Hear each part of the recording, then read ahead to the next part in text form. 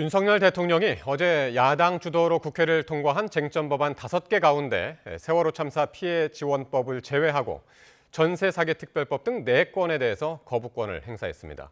이렇게 해서 윤 대통령이 거부권을 행사한 법안 수는 모두 14건이 됐고 법안들은 21대 국회 종료와 함께 폐기 수순을 밟게 됐습니다. 먼저 강희경 기자가 보도합니다. 윤석열 대통령이 21대 국회 마지막 날 4가지 쟁점 법안에 대해 무더기로 제2요구권, 즉 거부권을 행사했습니다.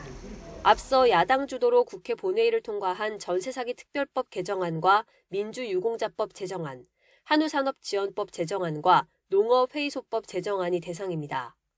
특히 전세사기 특별법의 경우 정부와 여당은 악성 임대인의 채무를 국민에게 떠넘기는 꼴이며 다른 사기 사건과 형평성에도 맞지 않는다고 일찍이 거부권 방침을 시사해왔습니다.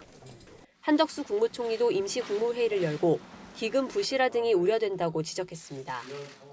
수조 원의 주택 도시기금이 소요될 것으로 예상되며 투입된 비용의 상당액은 회수도 불투명하여 기금 부실화가 우려됩니다. 민주유공자법은 범위가 명확하지 않아 반체제 시위자도 유공자로 인정될 수 있다는 점이, 한우산업지원법은 다른 축산업과 형평성에 맞지 않는다는 점이 각각 문제로 지적됐습니다. 국무회의에서 제2요구안을 의결하고 윤 대통령이 이를 곧바로 제가하면서 4개 법안은 모두 폐기 수순을 밟게 됐습니다.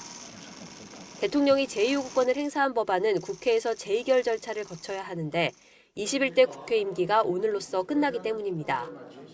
다만 야당 주도로 국회를 통과한 법안 가운데 세월호 참사 피해자의 의료비 지원 기한을 5년 늘리는 내용의 세월호 참사 피해 지원법에 대해서는 거부권을 행사하지 않기로 했습니다.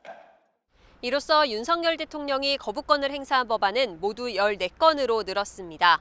강대강 대치 속 막을 내린 21대 국회. 이대로라면 22대 국회에서도 입법 강행과 거부권 행사라는 악순환이 계속 반복될 수밖에 없다는 우려가 나옵니다.